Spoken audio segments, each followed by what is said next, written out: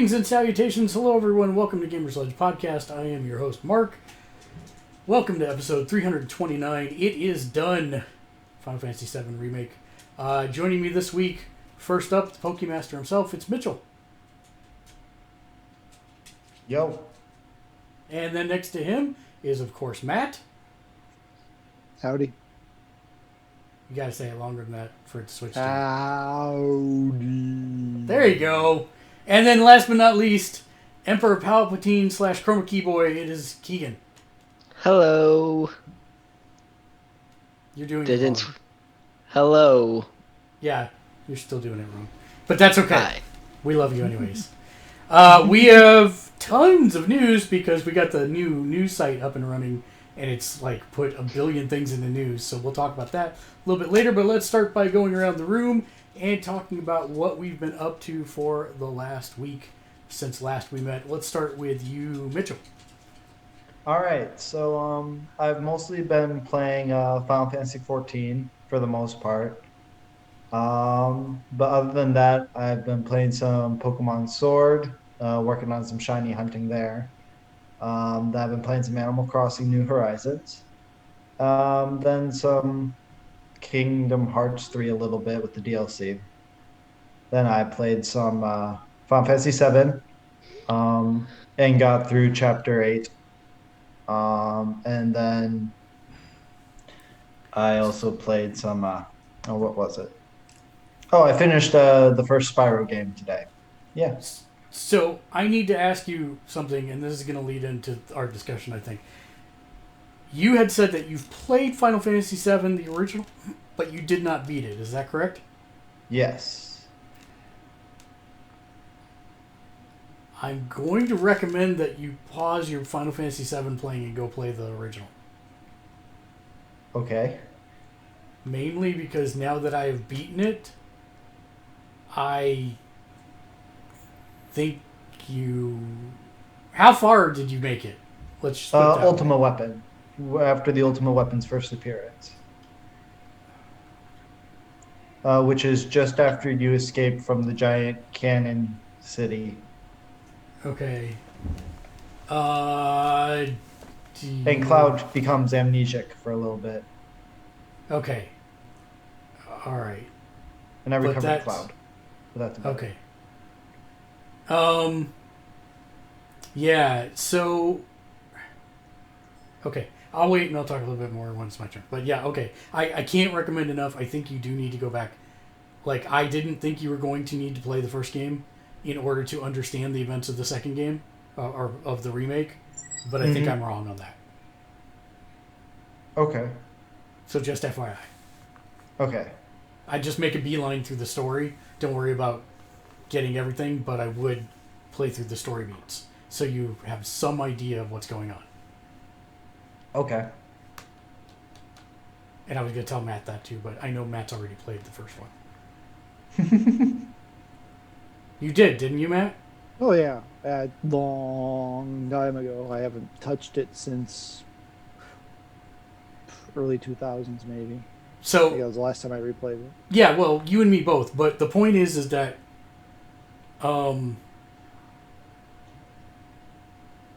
you know vaguely at least what happens in the first game.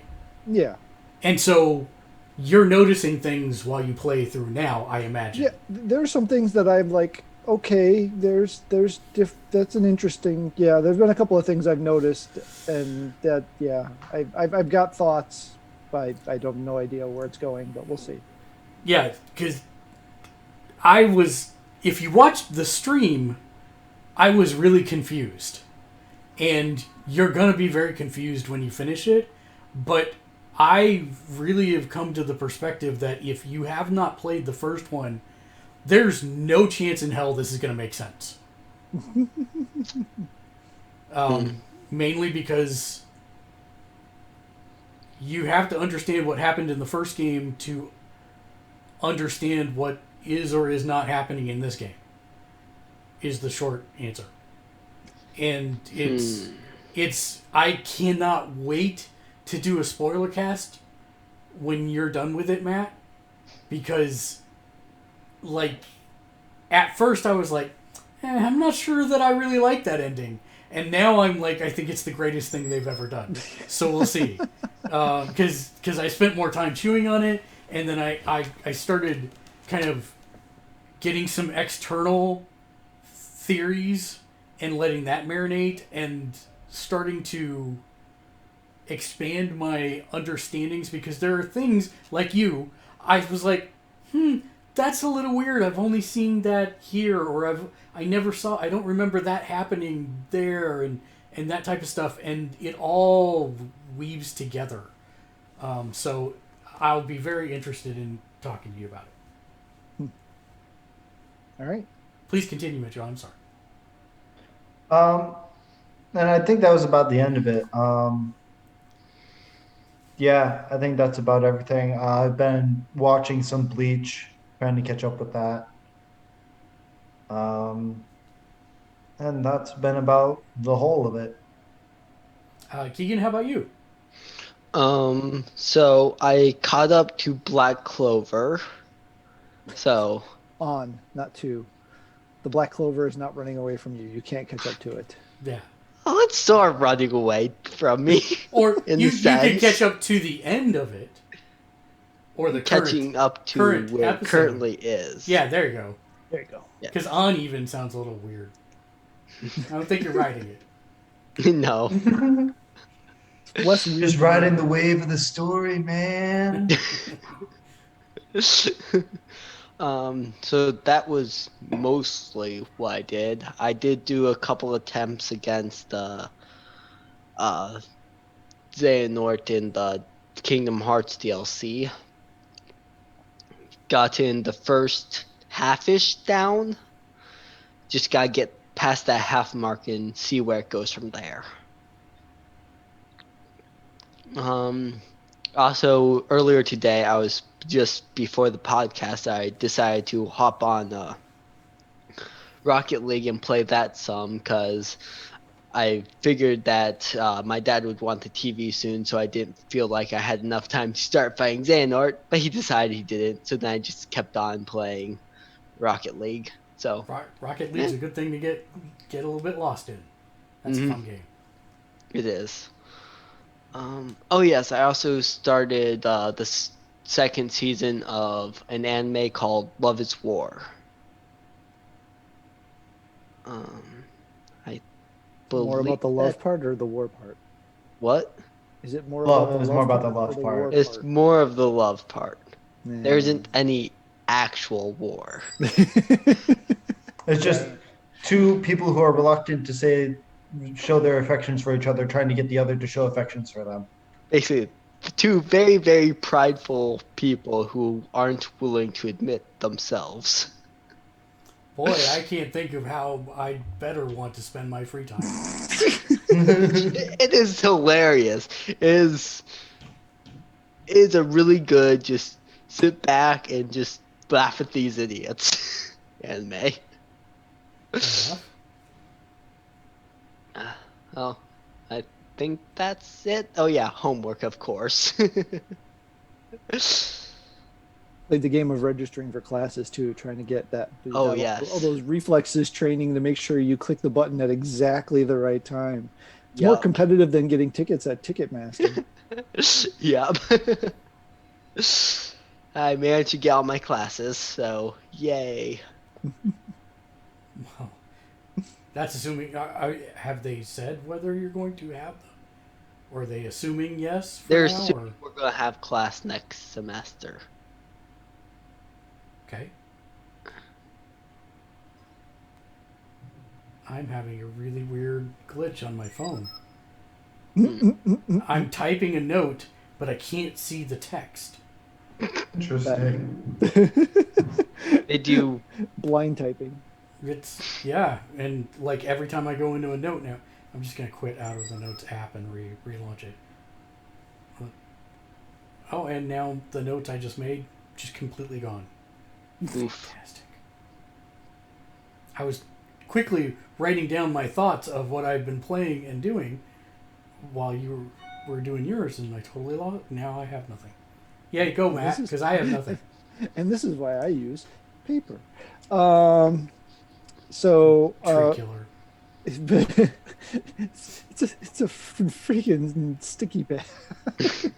um, so Into the Badlands, still watching that while I'm doing the elliptical. I'm in the middle of season 2.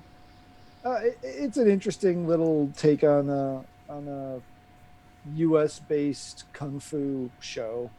A lot of wire work. Some of it's better done than others, but it's still it's entertaining enough while you're sitting there or standing there running in place for time periods. And then last Friday after the podcast, we watched Snowpiercer. I hadn't seen that before. Oh, what'd you think? I liked it. I identified it while watching it as being a short story. Turns out it's a graphic novel, which, same diff basically. So then found out that there's a prequel TV series being made. Yes, there is. So that was interesting. It's always weird to see Chris Evans not as Captain America these days. It's kind of Captain America still, if you ask me, but whatever. Kind of a little bit, a little He's bit. like a rougher grimdark around Captain there. America. Yeah, he's a little grimdark Captain America there. Yeah. But yeah, that was good. It was very good. It was I don't know. It's not a lot to say about it. It's pretty much it is what it is. It doesn't have any real pretense to it or anything. Considering it's French, that's kind of surprising. But yeah, I enjoyed it. The characters were all really well done. Improbable as all heck, but that. I'm not sure I follow that train of thought. Dragonin says Snowpiercer, the prequel, is Willy Wonka.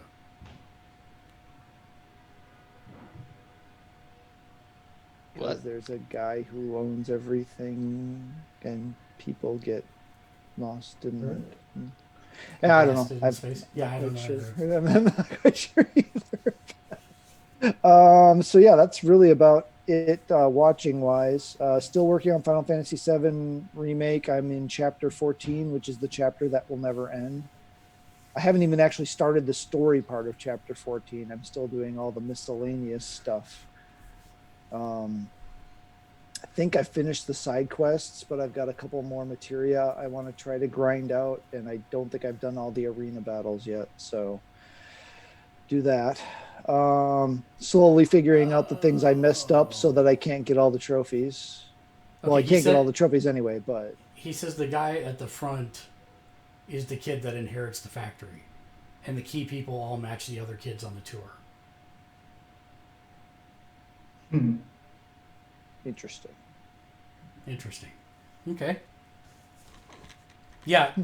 Grind. I would say don't worry too much about grinding materia.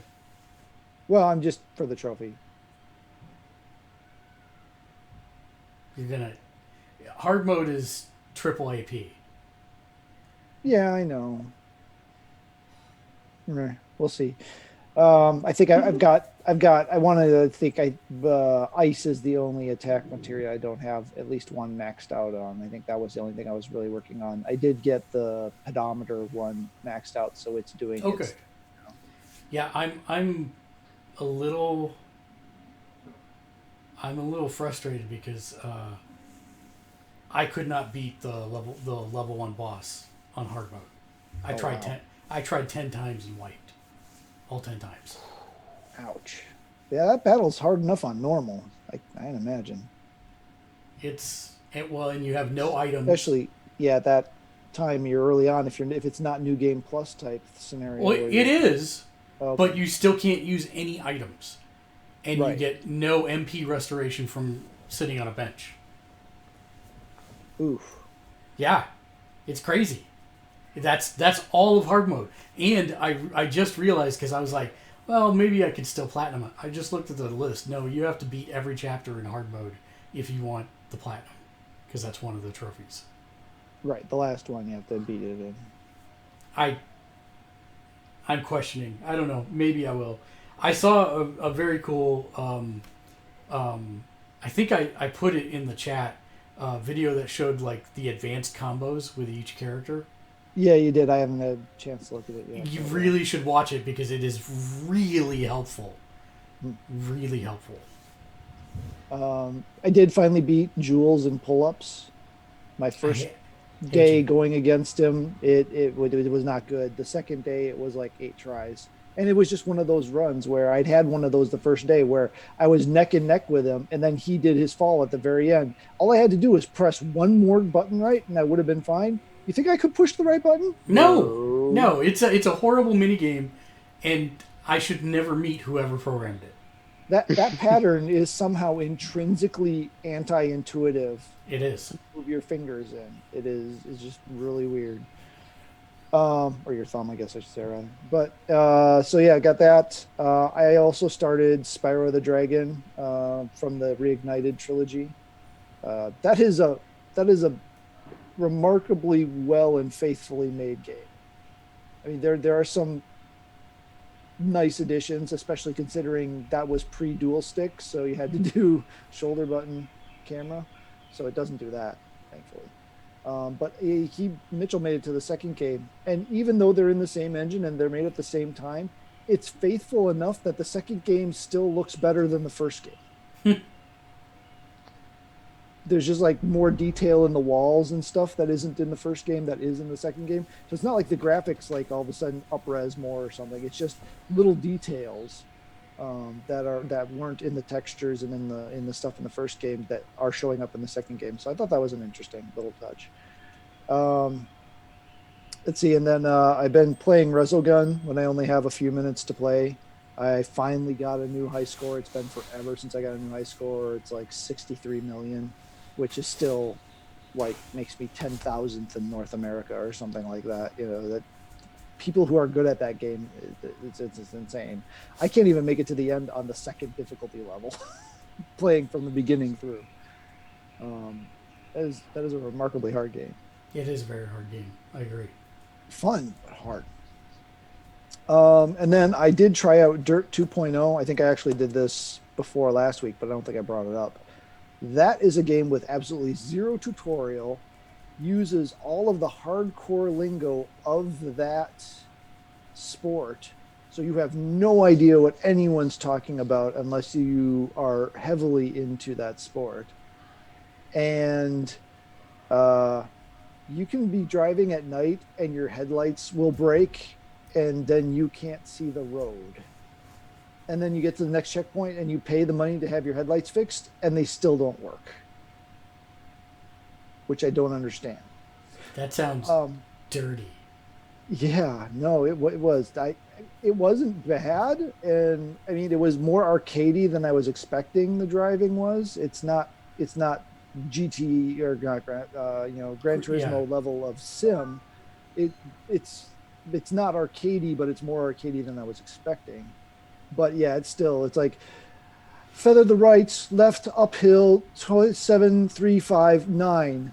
And you're supposed to know that that's telling you like the next 5 things that are coming. And I made it worse than it really is, but it's just as unintelligible. They could just as well be saying cucumber, tomato, rice ball, paprika. I would have the same amount of idea of what they're trying to tell me as they do. Keegan did look it up quick, so we had Mitchell did. Or Mitchell, one of you two did. I think it was Eve, actually. One of you kids looked it up. And so we were able to translate some of the turnips and cucumbers, but it's still, they give you like 5 moves ahead of where you are. And it just like, if you're not thinking that way, it's impossible to know what it means. Interesting little game. I will never play it again. But it was an interesting game to try out. The lack of a tutorial of any type is just brutal. Because you don't understand what the different mechanics. Okay, so so it's a rally game, right? So you go from point A to point B, then there's a break, and then you continue as all part of the same race. But it doesn't tell you what any of the in-between things you are. Like I thought, oh, hey, I can fix my headlights. I'll check this thing and I'll pay the money and I'll pay the time penalty to get my headlights fixed. I jump into the next section, my headlights still don't work. So I don't understand what that mechanic was doing, obviously. Ripping you off, like most mechanics. Yeah, exactly. There you go. And maybe the front of my car was smashed up pretty good. So maybe I just had damaged them beyond repair, but then it shouldn't have let me do it. But, whatever. Unless you had to repair multiple sections or something.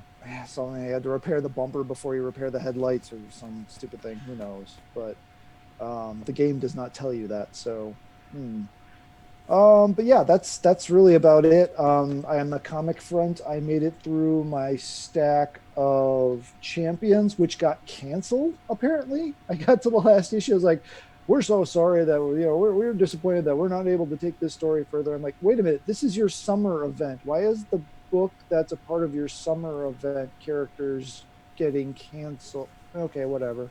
Well, is it because they had the stoppage in printing? No, it was just readership. They basically said flat out in the letter section that it was readership. And that was Marvel? Yeah. So who was supposed to be in that book, or who was in that book? Oh Lord. Well, the core champions are Ms. Marvel, Miles, Spider-Man, Viv Vision, Braun, and I'm forgetting somebody. Oh, Sam Alexander Nova. And then in this series, they expanded it another 8 people. They kind of made it a 3-team, kind of like, gold, blue, red team kind of concept.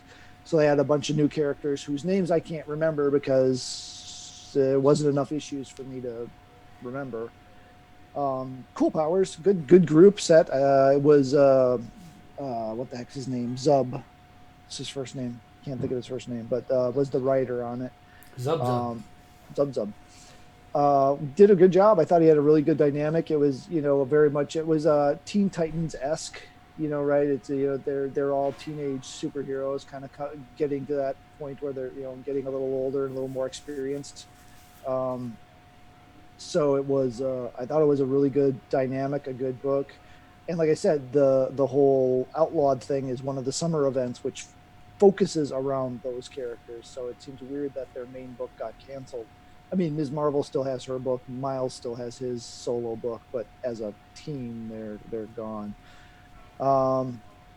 So that just leaves me with the Fantastic Four stack and the Star Wars stack. Now, the Star Wars stack is significant because it's all of the Star Wars series that I haven't read during the time period where I fell behind.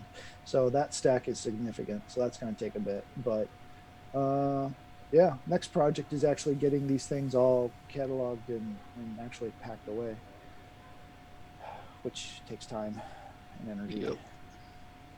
But yeah, that's and I'm still working on the first book of the Expanse series. This is like the longest it's ever taken me to read a 300-page book in my life. Wow, it's only 300 pages? I think, give or take. Holy cow. I burned through that in like But hour.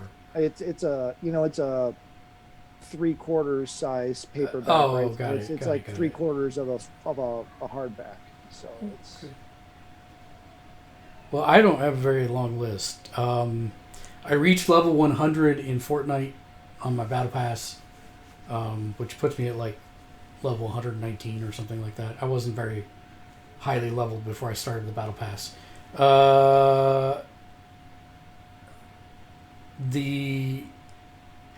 Are you ever going to play Fortnite, Matt? Do you think? probably not. Could I ever talk you into it? I mean, I have played it in the past. It's not like I've never played it, but Because I need a communicative partner to run duos. He knows that I would ignore him for forever if he did. So I don't get it. He is incredibly anti. Yeah, I don't get it. I mean, like, I don't like the building. I just don't do that. I just shoot people who build stuff. That's what I do. Because it's funny. Because they think they're safe, and I just shoot their stuff, and they die, and it's funny. Sometimes they kill me. Sometimes they, it's a good shield. But I don't do that, and I just play it like a straight battle royale, and I'm a camper sniper anyways. And they gave me helicopters, so now I can sit at the top of the map in the helicopter as the circle's closing and watch the people shooting each other down below. But my point is, if I had somebody with me in the helicopter, they could shoot from the strut of the helicopter while I kept us up there. But yeah. But then on the other hand, you've seen me play in those games, and you know about how often I actually hit something that I'm shooting at. That's okay. Actually, I don't know why. It seems like it's pretty easy to hit people in this game. I don't think there's like an assist or anything, but I don't think it's that bad. I think you'd be fine. But I need somebody to play Fortnite with. It's driving me nuts. Because I'm telling you, most of the time I'm doing PvE content now. Like, I do PvE with a little bit of PvP thrown in when people get in my way from doing the PvE content. So it's fun. They have this spy versus spy thing going on, and there's spy bases, and if you take out the PvE bosses in those bases, you get a key card, and then you get access to a vault which has all the best crap in the game, and then you're completely decked out, and then it's just surviving, and yeah, that's half the battle. G.I. Joe. I also finished Final Fantasy VII Remake. Like, my critical score on this is definitely a 9 out of 10. It has a couple, texture loading glitches. There are a couple things in the menus that could have been done a little bit better. But, like, from a personal score, it's like 50 billion out of 10. Like, the more I play this game, the more I like it. Hard mode is kind of like Jules. Like the second time you fight Jules. Completely unnecessary and at times not fun, but still it is, in a way, in a weird self-harming way. Oof. Oh, wow. Yeah, it's like I really don't know. Make you cut yourself. Yeah, that's it. It's like, I don't know why you would want to play hard mode. I do get the extra XP and the AP, but by the time I finished the game, I was level 40. So you're only gaining 10 levels by the time you grind stuff out. And, once you get Chadley's quest done, there's not really a reason to grind materia either, to be honest. I mean, yes, you will probably have it at the next game, but who knows for sure. So I'm not sure I really want to do that, but if you're going to do the platinum trophy, you have to. So I'm sorry for you. I'm actually not sure now that I will platinum the game. I very well may not. I still haven't beat Leviathan either, so that's still sitting there waiting for me to do. So I did one of the things that I think, I don't know if it talks about it in that video or if that was a different video I watched. One of the things that you can do is like in the other fights that have like if you're doing the Shiva battle, you can just slot the resistance into your armor and then just absorb all the attacks she does. She can't do anything to you, which I didn't think of when I went through it the first time. But there's all kinds of ridiculous combos with the materia that you would never think of. Like, for example, Deadly Dodge and HP Absorb. So HP Absorb is generally relegated to spells. It's like, if you slot it linked to fire and you cast a fire spell, then you gain a percentage of healing based on how much damage you do. Deadly Dodge says every time you dodge roll and then do an attack, it automatically becomes an AoE. And so if you slot and link those two together, you not only roll and dodge whatever attacks are happening, you immediately do an AoE damage and you get a percentage of every single person you hit with that physical attack. So it's like there's a lot of very interesting ways that you can stack your... I would have been handy in the Fat Chocobo battle. I know, right? It's like, I was like, wow, why didn't I think of that earlier? The latest thing that I've been trying to master with Tifa is you can animation cancel her attacks. Not only her attacks, but her specials. And what that means is if you're quick enough, you can start a motion to do a special, like her Stardust, where she goes bam, 16 times.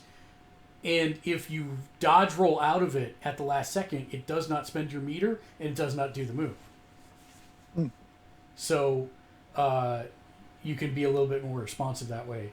I was watching a tutorial on Tifa combos, and literally you can make it so that she does nothing but supers for about 30 seconds straight once you get your materia set up properly. There are several materia that I misunderstood throughout the entire game, ATB gain being one of them, because 9 times out of 10 I would slot it and then never press L1 and R1 to actually use it. Right. And once you get that done and you get that leveled up, you can do it faster and faster. So it's pretty good. But yeah, hard mode is ridiculously hard. And I went back to the first round of side quests just to do those, and those were a nice little challenge at level 42 even. So it's definitely interesting to go back and play it this way. You find yourself sweating over every expenditure of MP. It's pretty tough, but I do. One of the things I liked about this is I thought that you'd be able to play this as a new player coming into the series fresh, because a lot of people, let's face it, are not old enough to have played Final Fantasy VII, the initial one. And I thought you'd be able to make it through the game and understand what was going on. I made it through the game, and I did play it, and I didn't understand what was going on until a couple days after I finished it. I really had to sit down and think about it, and now I love what they did, and I get it, but it's like it comes to you in layers, like as you're kind of working through it. And without the perspective of the first game, I don't think you can get to the place that I eventually got to. So, yeah, it'll be interesting. I've heard a lot of people say that they were very, very confused by the ending, if they understood what was going on at all, and a lot of people didn't. And so I think that's I'm kind of sad for that, but I understand what the devs are intending, I think. And if they are going down this road, I think it's awesome. So we'll see how they do that. Like I said, I can't wait to have a spoiler cast on it, because it is a phenomenally interesting thing that they've chosen to do, if we're all interpreting it right, and I think we might be. So we watched The Voice, which was a filler episode, and next week will be the lives, and I guess they're doing everybody's singing from home. I still have no idea how that's going to work. Like, no idea how that's going to work. Are they going to send production crews to everybody's house? It's so weird. I have no idea.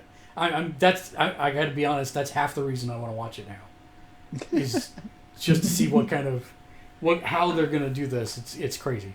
So we've been watching that. We started watching Supergirl. We're a couple seasons behind.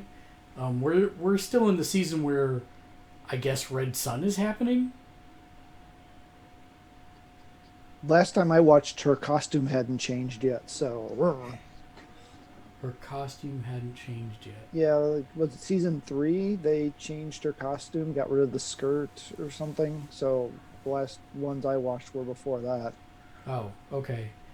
Because season 3 was when the League was here, right? Or the Legion was here, right? That's still after what I watched. Oh, okay. The last thing I remember is that one guy from Not Krypton leaving. Yeah. Yeah, that's the Daxamite. Yeah. So, you're right. So that, yeah. Yeah, that's when the Legion was there. I have also been suffering from like the worst allergies for the last 2 weeks. My allergies, the way never happened before I moved here, but since I've been here, when allergies kick in, my eyes start watering. It's like I'm crying nonstop. It's horrible. And I can take Benadryl, but I'm really susceptible to medicine because I don't take it ever, pretty much. And so I take 2 Benadryl, and it's like I'm drunk for a day. if it just doesn't flat out, like 2 days ago, or like on Monday, I took 2 Benadryl before I went to bed at like 1 a.m. and I got up the next day and it was like I was drunk for the rest of the day. And Lexi's laughing at me because she mainlines Benadryl like it's something she needs to live, and so it doesn't affect her very much.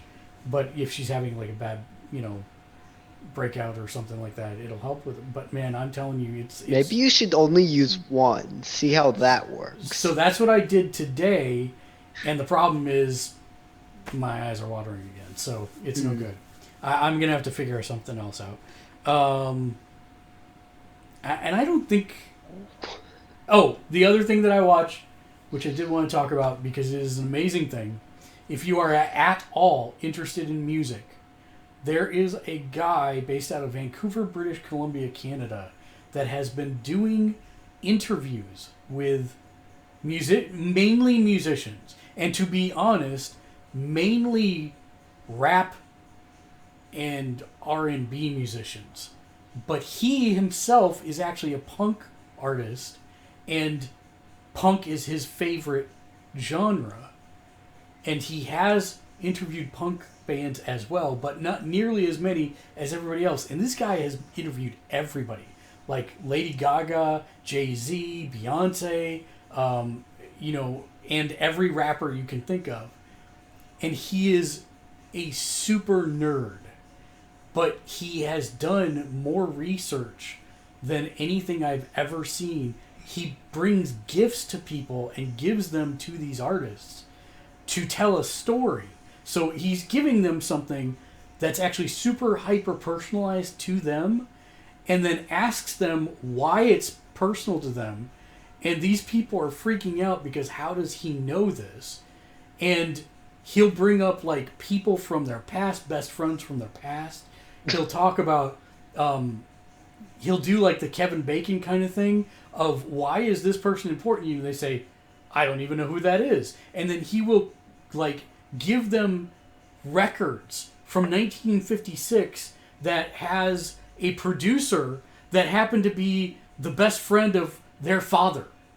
Stuff like that. That like it's stuff that they don't even know. And not only is he telling them the story, but he's also giving them these super rare pieces of vinyl. He almost always does it on vinyl, but sometimes it's VHS, sometimes it's 8-track. He presented Snoop. He's done 19 or 11 interviews in 19 years with Snoop Dogg. And he found Snoop Dogg's very first movie he had ever produced and gave it to him. And Snoop Dogg was like, I have been looking for this for years. I don't own a copy of this VHS. And it's like really interesting how he connects with people this way. And he's completely aloof when people ask him, how did you know about this? His stock answer every time is, well, you're Snoop Dogg. We have to know. And it's really frustrating. He doesn't ever answer any questions for the most part. But he has done comedians as well. And he's even done political figures. He did Justin Trudeau. But he's based out of Vancouver, and he reps Vancouver for almost everything. He actually has put the dots together and made almost every rap historian there is that he's interviewed admit that Vancouver is the birth of rap. Because he can draw the lines back to the most famous beats that are sampled in hip-hop and rap, and they all were recorded in Vancouver. So it's really kind of interesting. His name is Nardwar, that's Nardwaur, the Human Serviette. And if you're not sure what a serviette is, it's a napkin. And if you watch his TED Talks, you'll find out why he named himself that. But very interesting dude. Also the only person I've ever seen crowd surf out of a TED Talk.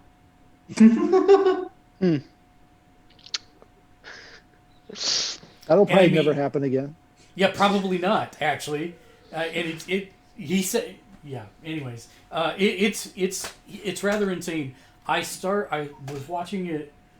I found it Wednesday night at 8 p.m. I blinked and it was 3:45 a.m. I've been watching them that long, and I still haven't made it through more than maybe a fifth of his catalog, and it's all on YouTube for free. So it's super interesting stuff. Does he self-produce it on YouTube, or is it done for like a radio type thing? He actually is part of a radio station. I think it's CTIR or something like that, and he's been doing it for that radio station for the last 35 years. Wow. And the guy does not age. He's one of those weirdos that does not age. Look at you, Picard. No, like way better than Picard. Really? He's like a Casey Kasem or yeah, I just realized you have no idea who that is.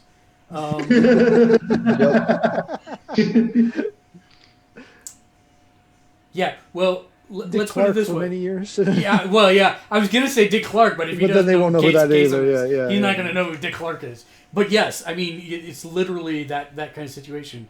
The guy, he's got interviews with Kurt Cobain before he died, Courtney Love at the same time, and he looks exactly the same then as he does now, 100% exactly the same. So it's crazy, but it's interesting because Matt, you know who Henry Rollins is, right? Yeah.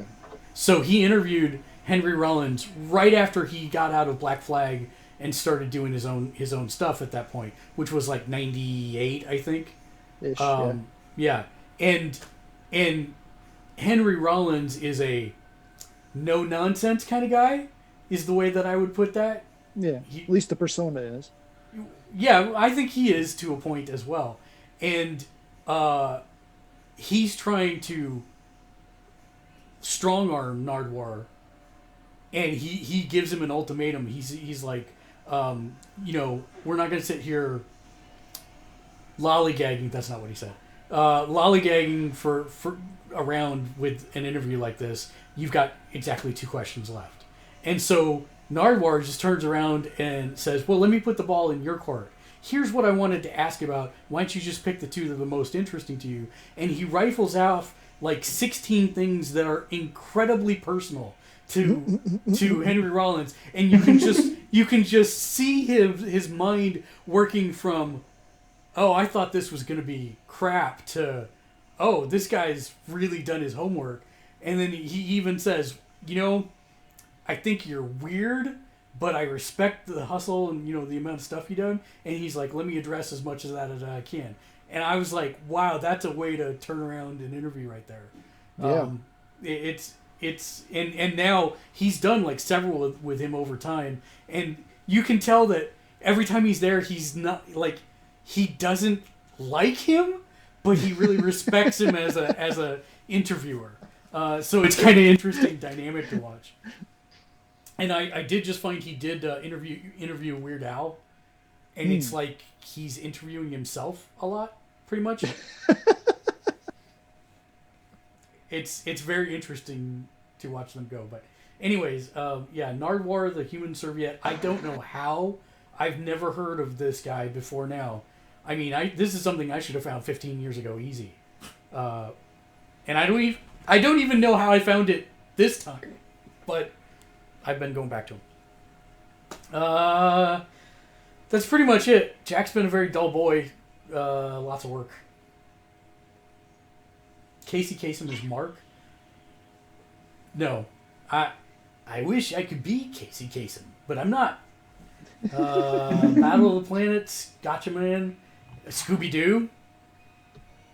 Trying to think what other voices he did. What was his name? Casey Kasem. Well, he was, he hosted the top 40 for. Yeah. Ever. He did the top 40. That was the big thing. But he also did a ton of voice work.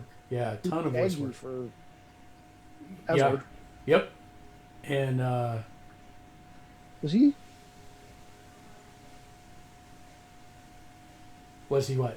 He wasn't the Great Gazoo for Flintstones, was he? Was he? Casey Kasem voice role.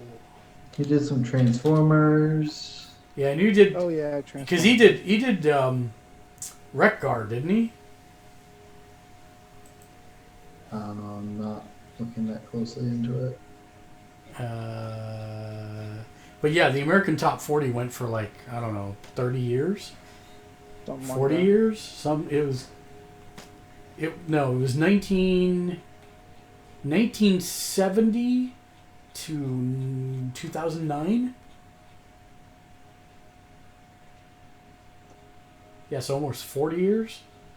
That's funny. The top 40 almost went 40. Yeah, well, sorry, yeah. That's funny. Yeah. Let's see.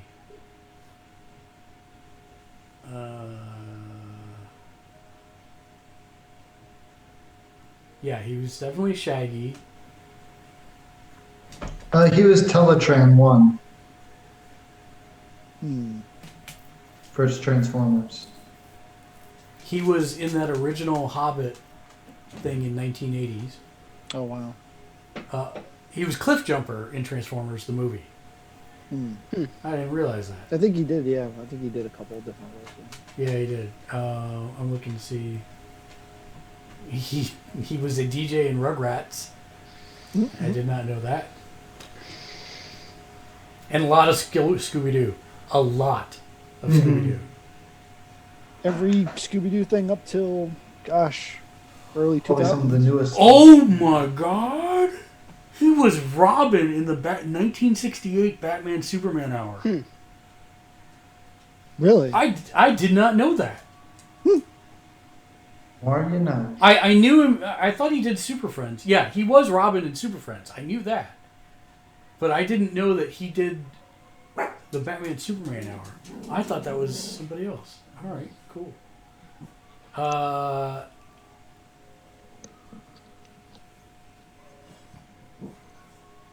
He played Adolf Hitler in the Dean Martin Celebrity Roast of Don Rickles.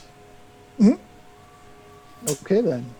Yeah. This is a very weird hole we've rabbited. This is a super Yeah. weird hole, yeah. But it's very interesting. Sorry. Okay. And Let's just so you know, your background has now cycled past where the demo goes, so I don't know if you want to restart. No, that's fine. Okay. That's fine. That's fine. I don't get through like more than the first like 6 hours of the game in this, so that's fine. And we're not going to go that long, so we should be good. Stop. Why you bark at everything? Why you bark My at everything? dog.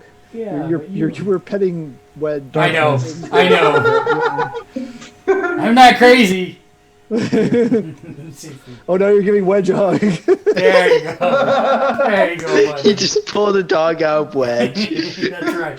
Well, That's if you where want they to pull live any anyways. kind of animal out of That's where Wedge, they you live bring your anyways. dog. It's cats, yeah. Cats or dogs. It doesn't matter. Okay, let's pop the news in here and go through this. News. Look at that. There it is. Okay, so we got to go backwards. Problem is now I have all of this news in here and I don't really want to talk about all of it. So let's just pick out the highlights here. Google is doing Stadia Live for free now, so you don't have to buy the. I didn't understand this. If you don't have to buy the thing now and you can get a month for free, it makes no sense to me. Yeah, I you don't basically get a 2 months of the subscription service for free. So whatever games are currently free as a part of the Stadia Pro or whatever it's called membership, you get access to those for, I think it's 2 months. But you still have to buy the Stadia, don't you? No, because you can just play with an existing controller you have and a Chrome browser.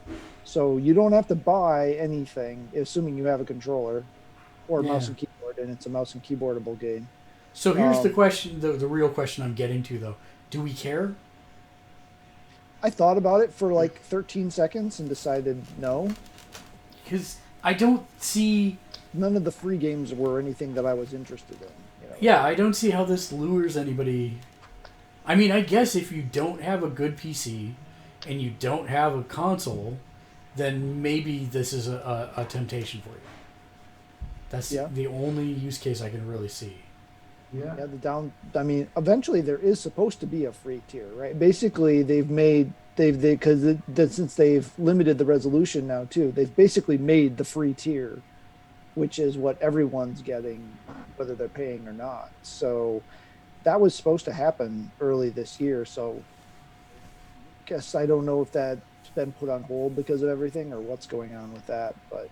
And by free, I mean you don't have to pay for the service. You still have to pay for the games, and you don't get the free games. Right. Animal Crossing made it harder to farm for tarantulas, and they reduced. One of the other ways that people were making money is if you like went back to 2000 on your Switch and saved your game and then went back to 2020, you'd get compound interest on your savings account. And the maximum you could get was 99,000. So, if you wanted to make $1 million, it would take you 10 times doing that. Well, 20 times actually. Because you have to go back to the past, set your clock, go back to the future, that's one. Go back to the past, set your clock, save, go back to the future. And you're talking 2 minutes of load time per time that you wanted to go back into the game. So it's kind of lengthy, but it was faster than making the money in-game for those that were doing it. But now they've nerfed the amount of money that you make from compound interest as well. So even though they said that wasn't cheating, the devs said that wasn't cheating, apparently it's cheating. It's clearly cheating. Just because it's allowed within the game doesn't mean it's No. Like, It's they clearly specifically cheating. said it's not cheating. What that They means said- is we're sick of trying to code to stop you guys from doing stupid stuff, so we're just going to say it's okay. It's still clearly cheating. Oh, no, like... Time like travel is not a part of the in-game mechanic. Anytime you have to go outside of the game and reset something to fudge with the game, that is cheating. Yeah, but specifically, if you ask Dave, and he can back me up on this, they actually did code for that in many of the other games. Right. You I'm actually just got... saying they're sick of doing that, so that's why. But I don't know. There's a difference between being sick of doing that and then saying it's okay. And they legit said it was okay. So I don't think it's cheating. I'm not going to do it, but I don't think it's cheating. Well, if you aren't going to do it, isn't that saying you have some moral level that makes you not do it? No, AKA it's too much time. sense- Too much time and hassle. I don't want to save a game, leave, go to my system settings. Okay, change now we my need to talk system about settings. something based on what's going on behind you right now. What's How going the on heck here? is that softball size piece Materia? of crystal fitting into those teeny tiny little holes on Tifa's gloves? They're magic, man. You can They're compress crystallized them. energy. Yeah, So they, they just Pokemon them in there. It's like, that's right. Yeah, that's exactly it. But just slam it really what hard, are like you- Thanos style, onto the glove, just like. Yeah, that's exactly. What are you doing trying to inject logic into video games? I mean, if you really want to talk about it, here in a minute, he's going to come to two cars that are parked together that he can't just vault over, so he has to run up the side of a building and scale across the rooftops. Why are you doing this, Matt? There's no reason. well, Video but games. Materia used to be in like the old series. It was like maybe as big as a masher marble, and now it's like a freaking. It's a Dragon Ball Z Dragon Ball is what it is. It is almost, yeah. Yes, I know. I don't disagree with you, but video game logic. Magic. Yeah, Magic space wizards. Yuffie would carry a giant Magic. bag around with her. Her bag would hold like 5 now.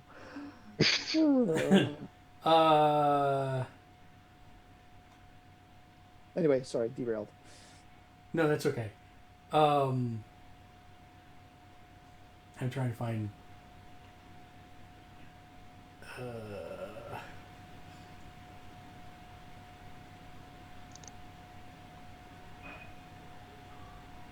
I think she can Wait, tell did you that. get to? So you are chapter 14. So you're in Wall Market then. Yeah, it's the chapter after the Wall Market specific chapter. So you did I the have stuff access to, with like- Johnny already. The slums. What? You did the stuff with Yes. Johnny already. Yeah, except because I got quest line 2 instead of quest line 1, I didn't get that trophy either because he's got a thing in quest line 1 that if you don't get that one, then you don't get that trophy. So I don't remember him being nearly as hilarious as he is in this game. it wasn't, and part of that is I found out who the voice actor was yesterday, and it's Yuri Lowenthal. And can we talk about, like, Do you know who the voice actor for Sephiroth is? Lance Bass. No. I have no idea. I haven't. It's Tyler Hoechlin. It's Superman. Oh, that's right. Yeah, actually, I did know that. Yeah. Now that you mentioned it, I did see that somewhere. Superman. I'm good at hearing voices. I would have never, ever guessed that was him. It sounds nothing like him.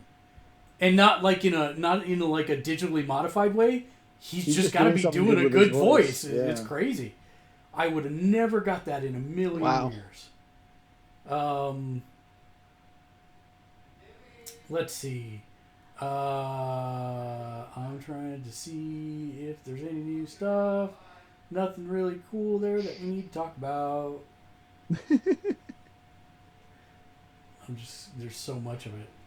And if we do have any serial watchers that are wondering and noticing that I'm wearing earbuds today, my headset of, we determined, I think it was 15 years. 15 or 16, something like that. Decided to break the bar hold, the yoke holding the right ear cup up is holding on by the littlest piece of plastic. So I finally went ahead and, after 3 days of angst and debating on what to get, finally ordered a new pair of headphones today. And those are wired, correct? Wired, yeah. Yeah. I'm telling you, if wireless headsets do not work with PS5, there's going to be hell to pay. Seriously. It's so dumb. Did you see that Star Wars Rise of the Skywalker will be on Disney Plus on May the 4th? Yep, yeah. Completing the saga on there, yeah. I'm way behind on Clone Wars, too. I need to catch up on Clone Wars. And since we won't see each other beforehand, may the 4th be with you. And also with you. Yeah, the 4th be with you. Let's see. Last of Us 2 was leaked online, and we have further clarification that no one from Naughty Dog or Sony were the ones to do it, but which then means it was a security breach, which I don't know which is worse. The fact that somebody, with the original rumors where it was a disgruntled employee spouse or something, or the fact that they got security breached, I'm not sure which one's worse.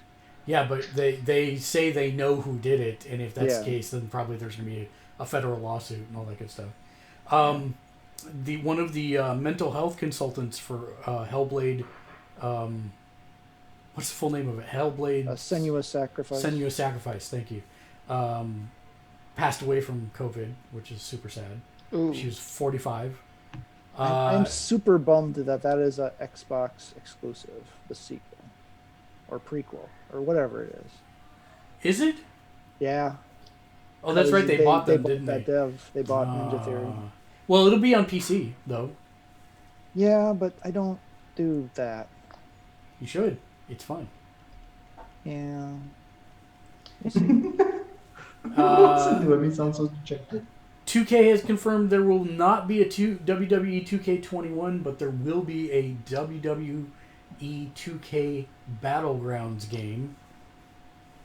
Is that a Wrestle Royale? That that might make that might make it interesting, but no, I think it's going to be some kind of weird fighting game. I'm not looking forward to that at all. Then you don't have to do it. No, the and I won't. 2D 3v3 assist fighting game with wrestlers. It's a battle arena. Blah, blah, It's blah. Wrestler Smash Bros. That might actually be good, but I doubt it. It can't be worse than the last game where people were like falling through the mat and getting tangled up in the ropes. It can, and that's what I'm afraid of.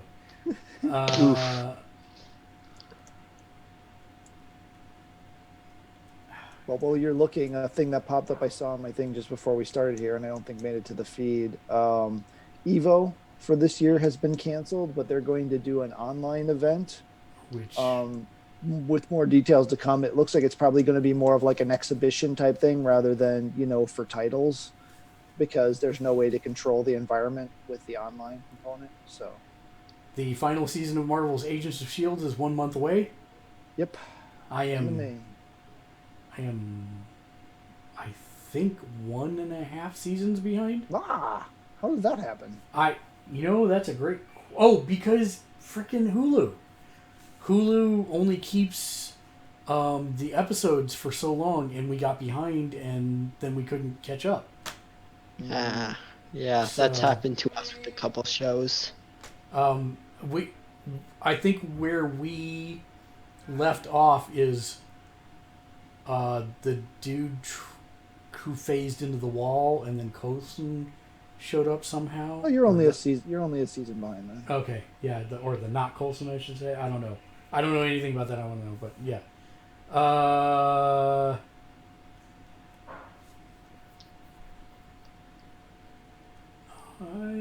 don't know. Oh, make sure you talk to people while you're isolated. You got to keep your mental health up, and it's kind of unnerving not to talk to people for a while. So make sure you are talking to people. We have us wahoos to talk at. That's true. But a lot of people don't, so that's why I'm yeah. saying, make sure you talk to somebody. Talk to people. There is a new rumor that Watch Dogs Legion will now be pushed back to be a launch title for PS5. I'm actually super excited about that game, so I hope that's actually true. I wouldn't mind them taking a lot of extra time to polish it, make it fun.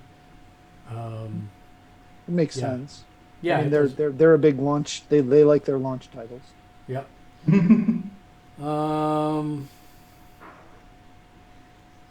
City Skylines and Farming Simulator 19 are your PlayStation Plus games for May. I think that's a good lineup, but apparently a lot of people online do not, or at least a vocal minority do not. I actually... It's no shoot'ems. It's no shoot'ems. Yeah, I'm telling you, like, City Skylines actually has been one I wanted to play. I just didn't want to pull the trigger on spending money on it. Speaking of playing games on PC, that is actually one I played on PC, and it's really fun. Its control scheme on PC is unintuitive. You have to learn it, I think. The mouse controls don't do what I think they should in terms of like moving the map and selecting things and stuff. So I'll be interested to see how the controller mapping on that one is. I mean, it is a good SimCity clone. In a lot of ways, I think it's better than a lot of the SimCity iterations have been. So it's a solid thing. And Farming Simulator is one of those things I've always been morbidly curious about and never pulled the trigger on. So I want to see what it's like. I want to see, is it like SimCity where I'm just setting up, okay, over here's oat fields, over here's cornfields, over here's my milking carousel. That's what they're called, not carousel, parlor. And I live in the area, I should know. And then I just push go and things just happen, or is I'm literally having to like micromanage every little thing or whatever. I look forward to your report. I believe And eventual that you insanity. actually do stuff. Yeah, you have to do everything. But I look forward to your report. Though you can hire people to do stuff for you too. And eventual insanity. Caused by We'll see. Yeah. So, Mitchell, I have a question for you. Do you know what Mystery Science Theater 3000 is? Mr. Skarkarark, what? That answers my question. Mystery Science Theater 3000. No. Okay. So, it was a show on cable access television that made in Minnesota that eventually got picked up by the Comedy Channel and eventually the Sci-Fi Channel. It was about a guy named Joel who his bosses did not like him, and so they shot him into space, and they would feed him old bad movies to watch to try and break his spirit. And they knew that once they found the one that would break his spirit, then they could use it for world domination. Okay. And so to keep his sanity, he used a lot of the parts of the station to build robot compatriots that would help him make fun of the movie while they were watching it, Okay. so that he didn't go insane. And Okay. this is the premise of Mystery Science Theater 3000. So Okay. since you've never seen it or heard about it, one of the things that they are doing is they are doing a free live riff along where you can see them make fun of a really bad movie, and it's going to be, I believe it's on Zoom. It's either Zoom or Facebook. I can't remember what they ended up saying they were going to do. But it's going to be coming up, I want to say it's May 3rd at 6 p.m. Eastern, which would be 4 p.m. Central. And they're doing a short and then a movie called Moon 02. So the movies are always bad, but it is a family-friendly thing. And if you've never seen it, I think you might like it. I have to check it out then, maybe. Are they going to do it in the style, or are they going to do it like the riff track stuff where they're just sitting there reading scripts? No. They're doing it. What do you mean? I mean, are they going to do it like where they've got the silhouette and they're like Yes. watching a screen type Yes. thing? No, Okay. it'll be just like. Can you see this image? Nope. No. We can only see the video behind you. Oh, that's right. So basically, they've got the silhouettes and the screen on the left, and then it's like a Zoom call on the right. So where you can see all the robots. Mm-hmm. So the robots are sitting out there, but you also have a tight camera shot on them as well. So that's actually different than the show in Right. that you'll actually be able to see Tom and Crow as Okay, so doing they're stuff. actually doing it as Mystery Science. Oh, yeah, Theater no. 3000. No, They're no, not. this They're not is- doing riff Yeah, tracks. They're right, doing, right. Okay. Correct. This is actually Mystery Science Theater 3000. So that's why I thought it might be interesting. And it's the classic cast, not the new one that got canned. So yeah, it is the classic cast, which is funny because it's actually the live cast, which I just saw their last tour of. They were here a month and a half, 2 months ago. God, it feels like 5 years now, but it was like 2 months ago, and it was like one of their last stops on the last round of live tours where Joel was still doing it, and all the people that they're showing on the newsfeed that people at home can see is actually the people who are the new people who are doing the robots. But Joel is going to sit in and do this live riff along special. So it'll probably be his last appearance as Joel going there. And by the way, if you do find that you like this, Mitchell, Riff Tracks is... There were seasons of Mystery Science Theater 3000. Joel only did like seasons 1 through 4, I think. Maybe even 3. And then there was a new guy, Mike, who brought in his own team to do the robots and all that stuff. And he went from season 3 or 4 to season 10. And that they actually spun off to a different company because part of the problem for keeping the show going is that even the licensing rights to show these really bad movies cost a fortune to show them on network TV. And so they figured out that they could sidestep that by just making MP3s that people could sync to their own copies of movies. And so they riff tracks everything, including current movies now. They do the same format, but there's no visual component anymore.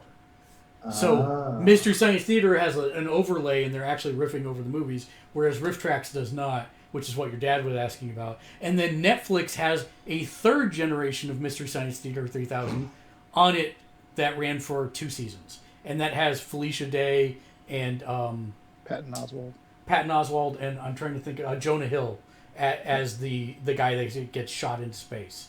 And it's also good, but I prefer Riff Tracks and the original cast over that cast. But it's still good, so don't let me discourage you. Everybody kind of has their own favorites that they make over time. But I'd recommend. I think it'd be up your alley, and Matt seems to like it sometimes. I like the concept. My problem is I can only take it in clips. I can't watch an hour and a half bad movie, even with the comedy thrown on top of it. I can do it in spurts. I just can't do a whole thing. There was a video that I posted, which was Cyberpunk 2077 upscaled to 8K, and it looks freaking stunning. And I very much am. I want to mute it though because I know I'm pretty sure they're swearing in it.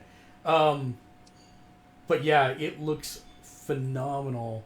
And one of the interesting things was that it gave us kind of the first full shots we've seen of the character creator, where you can assign your attributes.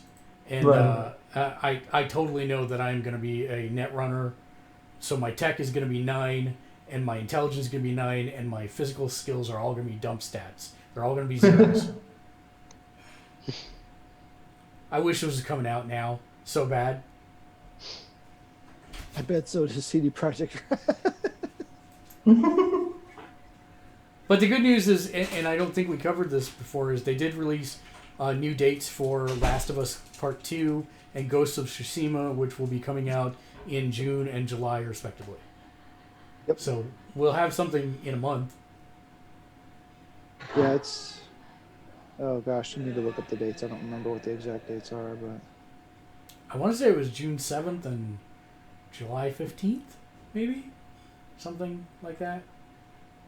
Ubisoft announced Assassin's Creed Valhalla, which doesn't even make sense, because unless they're taking us to Valhalla, it should be Assassin's Creed Norway or Assassin's Creed Vikings. or Midgard. Yeah. Yeah, or Midgar. Midgar would be fine, but I don't think they want to make that reference. But Valhalla just sounds cooler, so that's why Yeah, they did that's that. basically it. It's really that's completely. They're like, what word can we say that invokes Vikings but sounds awesome? I know, Valhalla. And they It's went with probably that. also the one that wasn't copyrighted. Yeah. Right, yeah. That's kind of what I was thinking. The creator of Binding of Isaac launched their Kickstarter on early Tuesday for a new game and reached his goal in under 4 minutes. Yikes. June 19th and July 17th. Yeah, So so middle of the mid-month month. both. Yeah. It's called Tapeworm is the new game, and 4 minutes to $25,000. Yeah, 25,000 was the goal. He raised 325 shortly by that period. It's crazy. That is Insane. insane. Wow. Can't even imagine. Part of your head's flipping out, Mitchell. That's Yeah, okay. his hair's been getting cut off. His head looks goofy. And the chair behind you keeps going in, out, and I know. out. It depends on how far or forward or back I'm leaning and where I place my arms. Overwatch 2 has some deets. Oh boy, what happened? I totally. Death, pain, suffering. Yeah, Bends that's the world. pretty much what happened. Great. Now I gotta find where I was again here. But it does sound like, from what I've heard, that they're trying to go back to more of the actual stealth and assassin roots rather than the more warrior approach of Odyssey.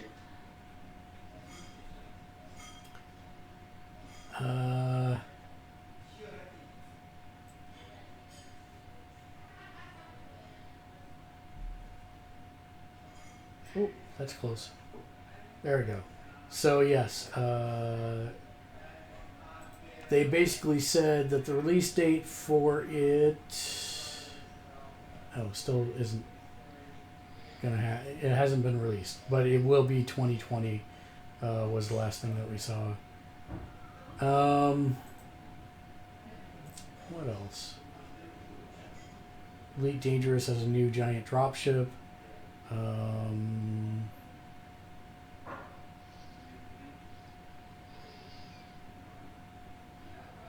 There's a new Ghost in the Shell Netflix series coming.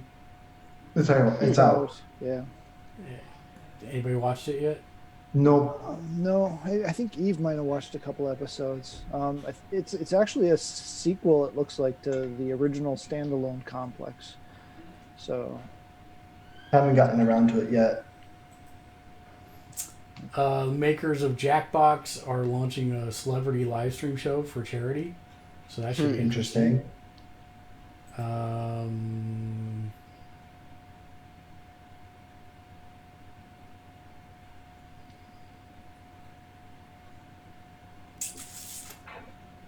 think there's a whole lot more unless there's something you think I'm missing, Matt. I feel like there's something we're missing, but I can't find anything. Only thing I can Oh. think of is the creators of Final Fantasy 14 are condensing the main story path of the original story. Oh, because they want people For to new finish it in their incomers. lifetime? Yeah. Yeah, so they're condensing and streamlining the original story for Final Fantasy 14. I know what it was, Matt. Jeff Keighley announced the Summer Game Oh, yeah. Fest. There you And Xbox Game Pass has passed over 10 million subscribers. Dang. Which, Even with that, it seems like they've got to be losing so much money on oh, that. yeah, but at the same time, you get them hooked in now at the $10 a month or whatever. I'm kind of tempted. I mean, I can only do PC, but it does make a good argument for an Xbox. If I can play either or, and there's cloud saves for both, it's kind of good. Yeah. I haven't pulled the trigger yet, but let's see. Yeah, I think those were the two big ones that I was missing. Anybody have any other ones? Not that I can think of. Nope. All right, then that's going to bring us to final thoughts. And Keegan, we'll start with you. Final thoughts for tonight.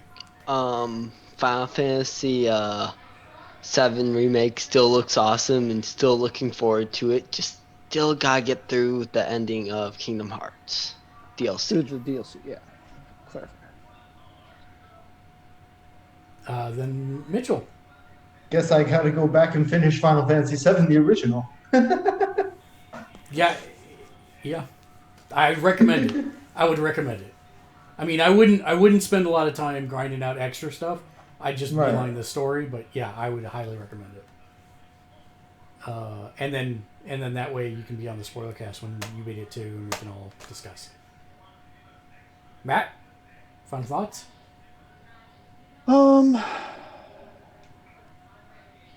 Don't really actually.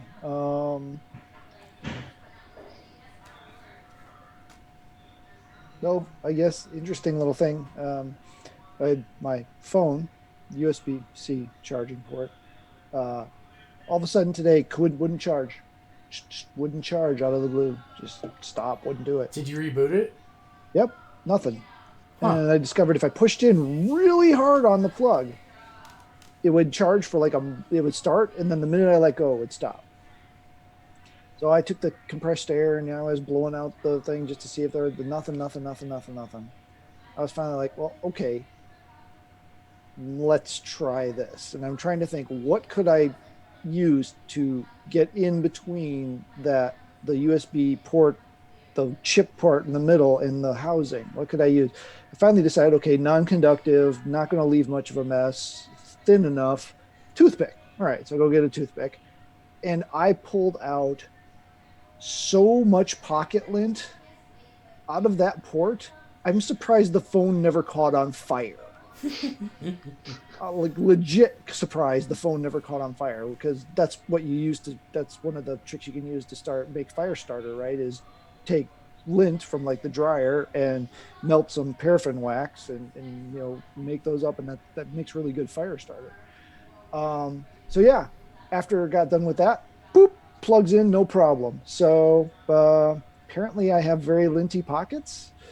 But yeah, if you have a USB-C port chargeable phone and all of a sudden for whatever reason it will not charge, try cleaning out around the edges of the port. Gross but useful. And also just be careful. Don't push on the actual chip part itself. Otherwise, that'll be bad. Dragon said, so I had to check, no lint in my charging port, so yeah. I actually looked at mine as well. No, I couldn't see it either. You look in there, it looked fine. It wasn't until I actually stuck the toothpick in there and, well, what the? And it just kept coming and coming. All right. Oh, my God. My final thought is I know Matt's gonna roll his eyes. Wrestling related. So, Florida declared wrestling as a necessary business. Excuse me? Florida, what you been drinking? Yeah, Florida declared it a essential business, and so the group that I watch, AEW, they had taped like 8 weeks in advance, but they were going to bring some people in to do some taping, etc.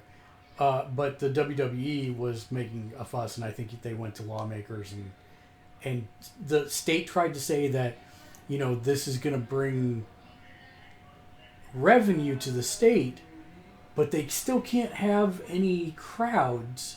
So I've been trying to figure out how exactly, because it's not like they're not going to use their own production crew and stuff.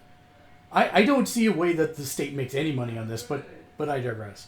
I don't necessarily agree with that right now, because full contact sports like that seems like a bad idea. But if they're going to do it, which seems like they are, more power to them. Good luck, stay safe, and at least we'll have live wrestling as an entertainment, I guess, for a while. Sanitize everything. Yeah, pretty much. Everything. Just have the in between every wrestle. match, they're going to have to vamp for like 20 minutes while they clean the ring. Well, or every single match will just be like a giant kiddie pool full of hand sanitizer, and they're just wrestling in that. Gosh. A hand sanitizer match. Get that in your eyes. Oh gosh. Always put salt in your eyes. You gotta wear goggles. There you go. Yeah. Swimming goggles. Just don't get it in your mouth. That'll be the new acid toss. It'll be. What was that Canadian Saturday Night Live? Was it Kids in the Hall? No, was it Kids in the Hall? Kids in the Hall is a thing, but I don't know what it is. I think that's it. But that's from that. Always put salt in your eyes. They say that. It's one of their sketches. We'll leave you all with a sage piece of wisdom to carry us over till the next time we meet. Matt. Oh dear. Why did the can crusher quit his job? I don't know. Why did the can crusher quit his job? Because it was so depressing. Mm-hmm. Ha ha. Ha ha ha ha. No. Until next. Yeah, I feel like I'm being condescended by someone who can't materialize. No, look at him. Look at him. Say something, Keegan. Hello. He can't even become solid. He's like halfway. But look at my window. It's a permanent transporter bug. Until next time, thanks for watching Game On. Game on. Game on.